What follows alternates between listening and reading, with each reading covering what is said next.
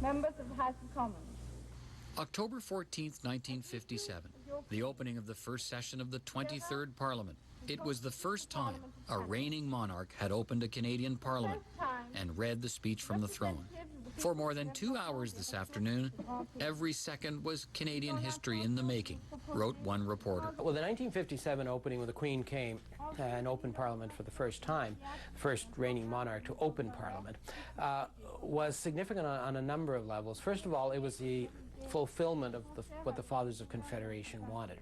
When the Constitution Act, then the B&A Act as it was known, was drafted and written in 1867, the Fathers of Confederation wrote the Queen, then Queen Victoria, into the Constitution. The Queen is part of Parliament, not the Governor-General. It's the Queen.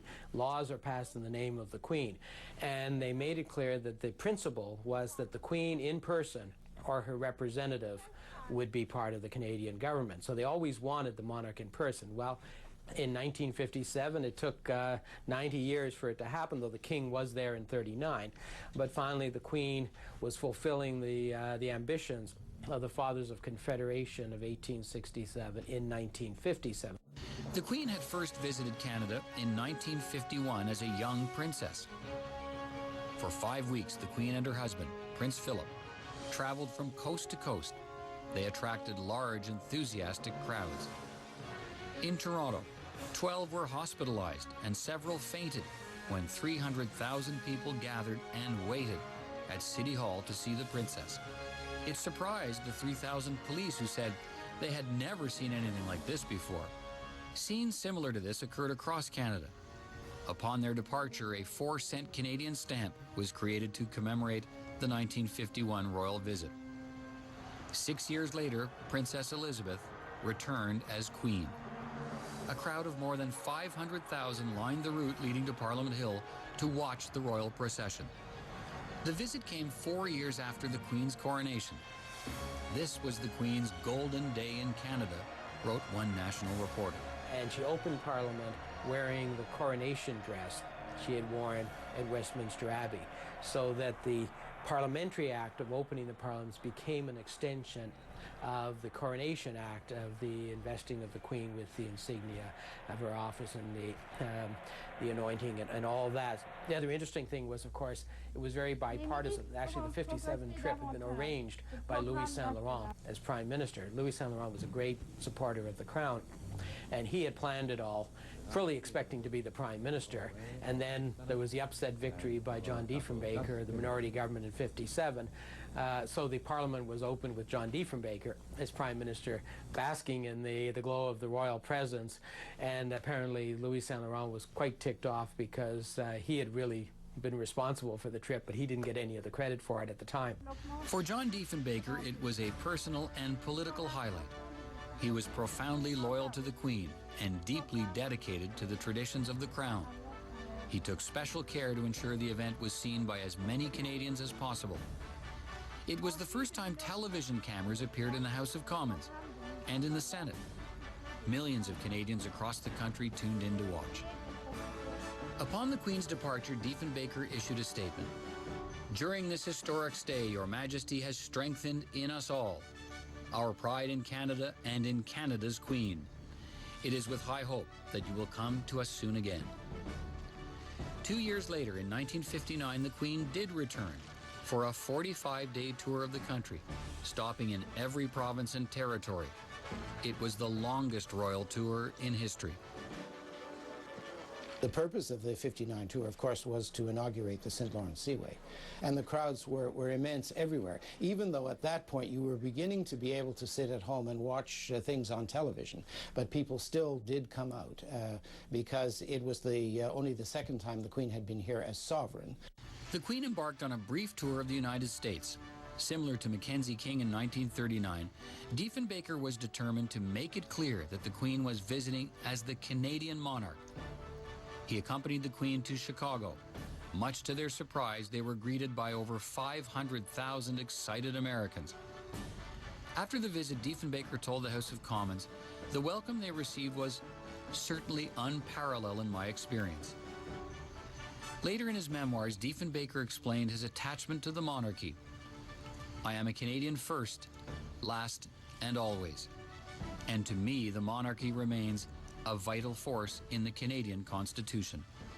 The 1959 tour is significant because it's the last. It's not only the greatest tour, but it's the last of the ones modeled on the 1860 tour, where you go around, and whether it's coast to coast or just eastern and central Canada, you go around and you see just about everybody in just about every place. And that included attending the greatest outdoor show on earth, the Calgary Stampede. The usual red carpets were replaced by a carpet of buffalo hides. 300 people from the Blackfoot, Sarcee, and Stoney Nations greeted the Queen. Sporting a customary white cowboy hat, Prince Philip and the Queen took in the first chuck wagon races of the Stampede. 150,000 visitors attended. It was the biggest crowd the event had seen in its 47-year history.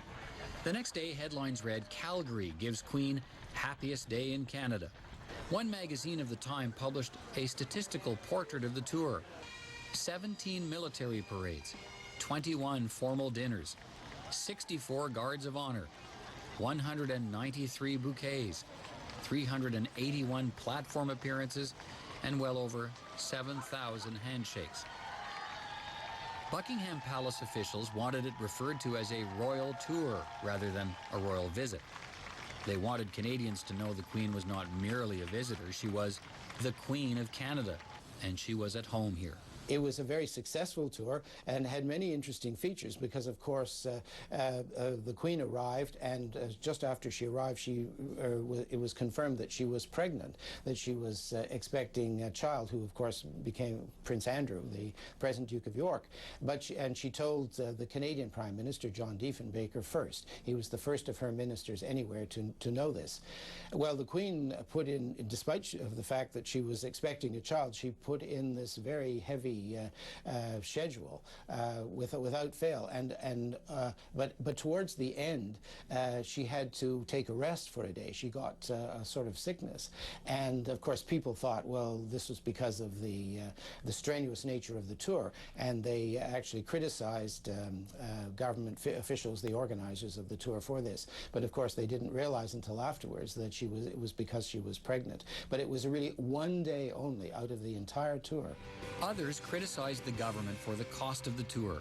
In 1939, when the Queen's father, King George VI, visited, there was little criticism, hardly any negative publicity. 20 years later, though, times were changing. The Calgary Albertan called the tour hopelessly outdated and said it ceased to have any meaning to the Canadian people. But opinions were divided. The Vancouver Sun conducted a poll showing that 70% of the people were interested in the tour. The crowds which greeted the royal couple grew larger and larger and more enthusiastic. In Toronto, 200,000 people showed up. In Regina, an estimated 100,000, equal to the city's population. Despite this, it was decided that the 1959 tour would be the last of its kind. Members of the royal family would come for a specific occasion, not for a tour. In 1963, Lester B. Pearson became Prime Minister.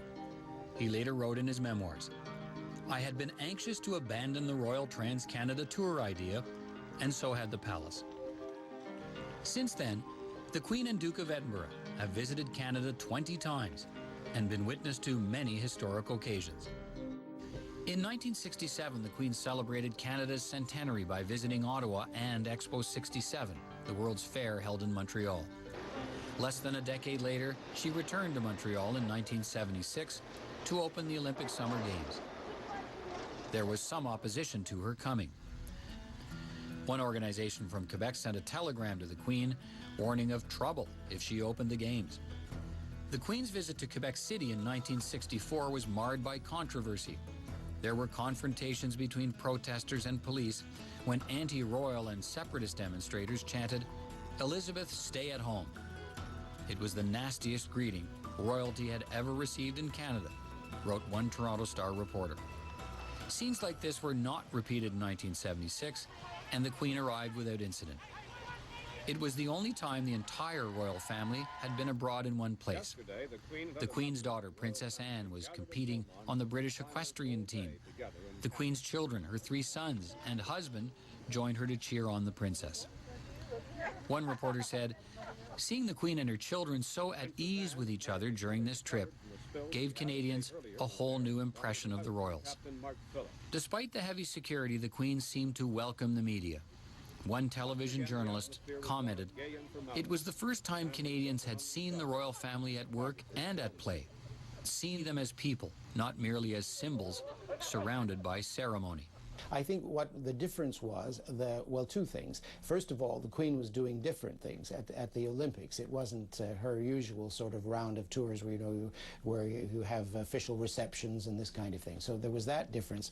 Also, Canadians at that point actually had, of course, a member of the royal family living in Canada, and that because it was the days when Prince Andrew was at school at Lakefield. So I think that made the royal family very much more topical. It also shows the changes that the monarchy was going through. Originally, the monarchy, the sovereign in being the monarch of the country, dealt with a little group of people, you know, the ministers, the courtiers. Now, of course, the inclusion of everybody in the political structure of the country, then of course that changed, and since that happened over a fairly long period, it took a while for the royal family to adjust to that, and I think it goes ahead in stages, and I think in 1976 was probably one stage, at least with regard to Canada, where that happened, because things were not done for just a little group of people anymore. They were done for the general public, so the public expected to see these things, and the royal family responded in kind.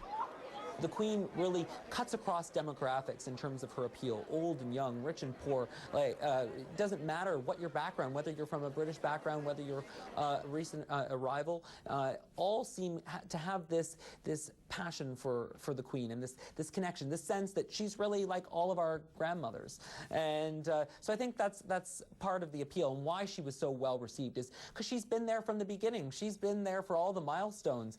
One of those milestones was the patriation of the Constitution and the creation of the Charter of Rights and Freedoms. On April 17, 1982, in a ceremony attended by over 30,000 and watched by millions of Canadians across the country, Canada's new Constitution was proclaimed by the Queen. A year later, in 1983, the Queen's eldest son and heir to the throne, Prince Charles, visited Canada with his wife, Diana, Princess of Wales. During their 18-day stay, they visited Newfoundland to mark the 400th anniversary of the island becoming a British colony. This visit to Newfoundland was the most lengthy one on the Canadian tour. Journalist Barbara Yaffe covered the event as a young reporter. The turnout of crowds was enormous. You know, it was really, the weather was so bad, and yet people just flocked to where Charles and Diana, wherever they went, the people just flocked to where they went. And they were so enthusiastic about seeing them and very supportive of the visit. I didn't hear one negative word back then, and I think people may have been enthusiastic about some of their politicians. I remember covering Brian Peckford, who was the premier then, and he knew how to rouse an audience, but I think this was a different type of support for Charles and Diana. It was, in some measure, celebrity watching, and this was a new married couple who seemed to be in love, and there was a lot of goodwill for them. So it was different than the positive response that you generally see to some politicians. It was more enthusiastic. We have this famous recollection of Diana's saying that there were 3 in the marriage, and that was almost from the beginning. But, you know, from the way he behaved towards her, I think at the beginning of the marriage they had some kind of positive arrangement between them. At least it was in evidence during the Newfoundland trip. 26 years later, Prince Charles returned to Newfoundland, this time with his second wife, the Duchess of Cornwall. A crowd of 57 people turned out to welcome them to the small seaside town of Cupids. In 1983, when Prince Charles had toured with Princess Diana, there was standing room only. Doug Saunders in the Globe and Mail wrote, "If you wanted to choose a time and place when the wedding of Prince William to Kate Middleton transformed itself from mere nuptials into the signature tactic in a full-scale crisis of succession, it was November 2nd, 2009, in the seaside town of Cupids, Newfoundland." I agree with Doug Saunders. I think the Cupid's visit was a marker that showed that people have sort of lost patience with Charles. He was a known philanderer. You know, I think the visit spoke for itself. I think that there's been for quite a few years now, people have worried about the succession issue because of Charles, and it's something I've written about, because I generally believe people are disappointed in the current Prince of Wales, and he's not a good advertisement for the monarchy. There are reasons independent of Charles for Canadians to move on from having our head of state be the monarch in Britain, but he certainly doesn't help the issue. Others disagree with Saunders' statement. Well, I think it's a bit unfair, because when the Prince and Princess of Wales came in 1983, yes, they were a young couple who'd just been married and had their first child and married in a ceremony which the whole world saw, in effect. When the Prince came in 2009, of course, he was a middle-aged man with a second wife who was also middle-aged. So I think that's a bit hard on him. The rest of that tour in 2009, of course, was a success, and there were large crowds. A part of the problem with actual crowds now, of course, are the security measures, because the security people don't want actual places where the royal family are going to be announced until the last minute. Well, of course, that prevents people from making plans. Though people did make plans for the Queen's visit in 2010, it marked her 22nd official tour to Canada, and for 9 days she toured Canada with Prince Philip. The British newspaper The Telegraph wrote, "The Queen's visit to Canada was a roaring success, drawing record-breaking crowds eager to see the monarch in the flesh in what may well prove her valedictory tour." Closer to home, the Globe and Mail published an editorial stating, "It succeeded in showing that Canada's constitutional monarchy is not something of the past, but like the Queen herself, of the present and future too." She was here to celebrate big milestones in Canadian life, you know, celebrating the centenary of the Navy, coming to Canada Day. I mean, these are things that linger in people's memories for generations. The fleet review that they had in Halifax for the centennial, I mean, that's unlike anything that harbor had seen for decades and decades, if at all. So these are tremendous events, and it's only the Queen that can really pull the people out. You know, no politician has that kind of drawing power. I think that was a really significant event, because for a long time the Canadian government hasn't asked the Queen to carry out a lot of the functions which she has carried out before at times, or which we'd expect the sovereign to carry out. So in a way, it was a return of the Queen to center stage in Canada. There certainly was a wonderful feeling, because I saw the Queen at Queen's Park here in Toronto, and I couldn't believe it. The majority of the crowd were young people, and they were shouting out, "We love you, we love you." And you know, for a Toronto crowd, that is extraordinary indeed. My own view is that the royal family has become a focus of celebrity worship. And it's almost like it's our version of Hollywood. And these are tremendously wealthy people who live an exotic lifestyle and wear fabulous clothes and conduct themselves with, most of them anyway, conduct themselves with a measure of dignity. And I think people are really fascinated and interested in them for that reason. I don't think all the crowds turn out because the Queen is necessarily turn out because the Queen is our head of state. One young royal couple that have become celebrities and media sensations are Prince William and Kate Middleton, now officially known as the Duke and Duchess of Cambridge. A few months before they married, in a ceremony watched by millions, they announced that their first official trip as a married couple would be to Canada. I think they've chosen Canada because Canada invited them.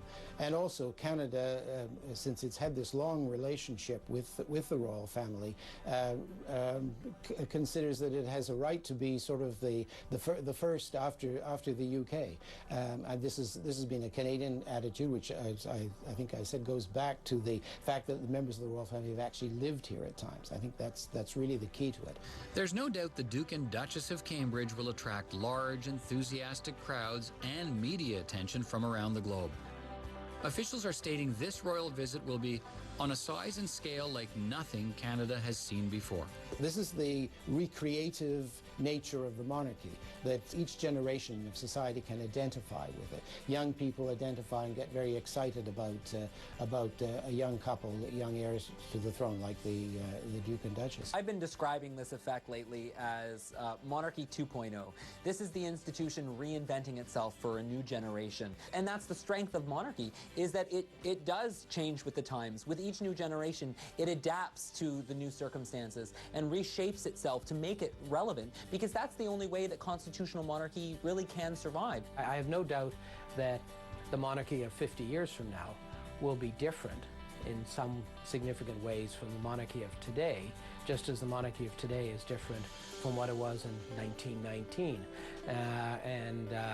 But it will adapt and will change. That's been the story of Canada and the Canadian Crown, its adaptability and its progressiveness, and the fact that every generation in royal tours has reinvigorated, and it's been every generation of the royal family and every generation of Canadian people have reinvigorated the Crown every 20 years or so.